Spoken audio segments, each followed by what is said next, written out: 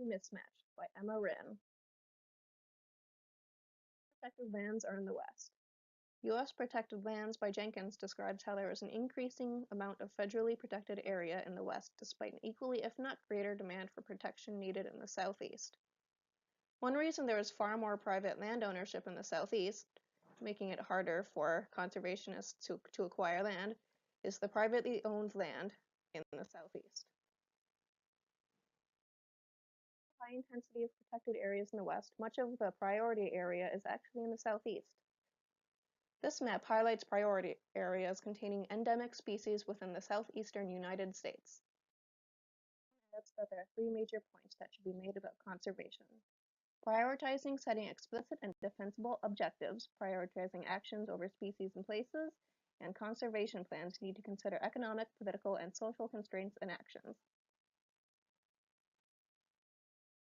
Claims that the importance of biological prioritization was completely overshadowed by political and economic points made by Brown's commentary. Jenkins defends his decisions on priority areas and says that it doesn't matter if an area is too difficult to protect or is expensive, because maintaining biodiversity should hold precedence over petty problems that can still be overcome. Gaines says there are 6 common mistakes in conservation and priority setting. Not acknowledging conservation plans as prioritizations, trying to solve ill-defined problems, not prioritizing actions, arbitrariness, hidden value judgments, and not acknowledging the risk of failure. So, from all of these articles, I had my research question. Where are there large priority areas of endemic species that do not fall within protected land? I decided my study area should be the top 100 largest protected GAP 1 areas. This shows where they are located. From that, I converted the areas into points. From the centralized points, point density can be examined. This shows a far higher density in the west than the east.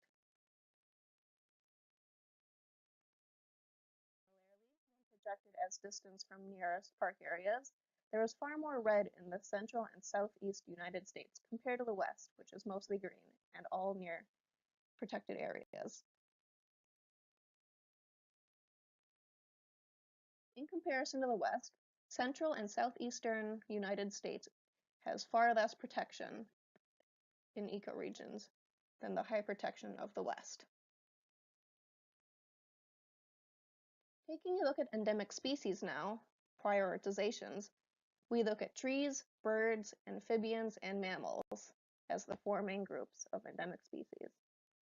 When we combine them, we will get an endemic species map.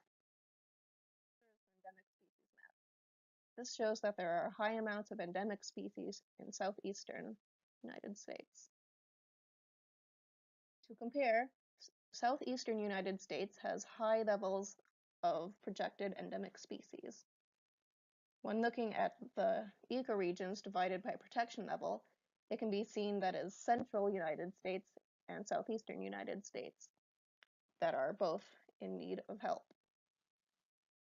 To conclude, this shows that the West is highly protected and has low areas of endemic species, whereas the ecoregions in central United States and southeastern United States both should be looked at for more conservation